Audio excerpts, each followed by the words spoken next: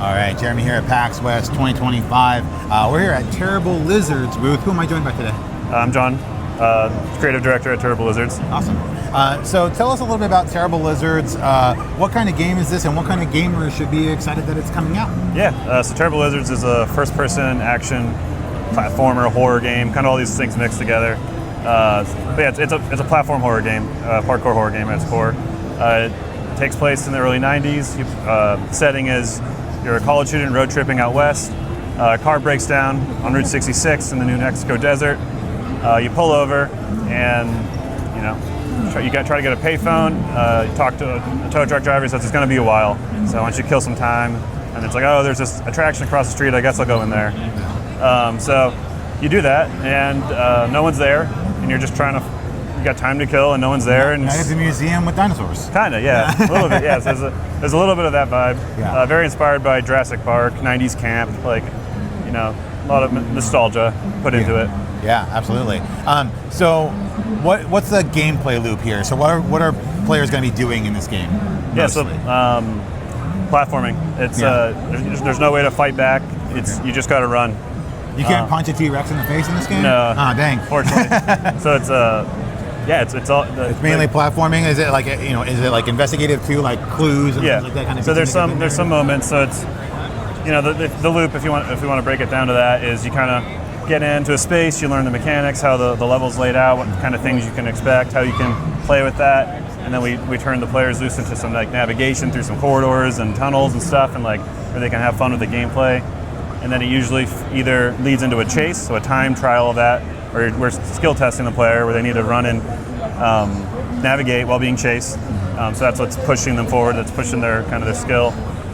And then we also have kind of these we have two caverns. So either a big cavern space is either a space where there's puzzles and investigating stuff and story and lore, cinematic moments, and then there's other caverns that are hunt arenas where the monsters will hunt you. So as someone had said, it's kind of it's kind of like the Alien Isolation, but with parkour. Okay. In some regards. Gotcha. So how long has this game been in development so far? About a year and a half in production, and then we had about 6 months to a year on pre-production before we kind of started building the team. Yeah. What's the background of the team? What were y'all working on before this? Is this your first game together? Yeah, so this is our first game together. Yeah. The studio, WDR Studios, is funded by JT Music, which is a company, a YouTube channel I've run with my business partner. We've been doing that for almost 17 years now. The channel of 5 million subscribers, and our audience is a lot of people, a lot of horror fans. Oh, okay. And so, we had the ability to kind of fund a game ourselves, and so I took the lead on that, and then started just reaching out to people within the community of creators. Mm-hmm. And so it's all first timers except for a writer. She's an industry vet, but everyone else first time on a game. Yeah. And how's that experience been? Kind of working together as a team, working on building this game. What were some making a game is crazy and insanely difficult in general. But what have been maybe some cool lessons you guys have gotten out of it? I don't know. Personally, for me, I think it's figuring out how everything works together. It's so interdisciplinary, and there's natural bottlenecks you really can't get around, and figuring out how we can mesh and work as a team. And so, we've been gelling really well. But the push for this demo over the last 2 months, we figured out a lot of things and systems and processes so that we can really buckle down and knock this not knock it out, I guess is appropriate, but get this thing made and over the next year to ship it. So it's a timeline. Yeah. So what are you looking at in terms of timeline and release? Yeah, we hope to ship it late summer 2026. Okay. And announce. So this is our first time showing it to the world. Mm-hmm. So we haven't actually done the announced trailer yet. This is just kind of getting our foot out there. Hands-on. Yeah, hands-on, meeting people, getting thoughts. Have you gotten any, as people have been playing the demo, have you discovered any interesting bugs or got some, useful feedback from the crowd at least? Yeah, we've some bugs some feedback on UI, and there's a lot of stuff that we're observing. This could be a lot clearer, stuff like that. Yeah. But there was one bug. So we have a kind of like camera influencing system for like key moments or cinematic moments. So we try to, everything's first person, so we don't take the player out of the moment by going with a cinematic camera necessarily.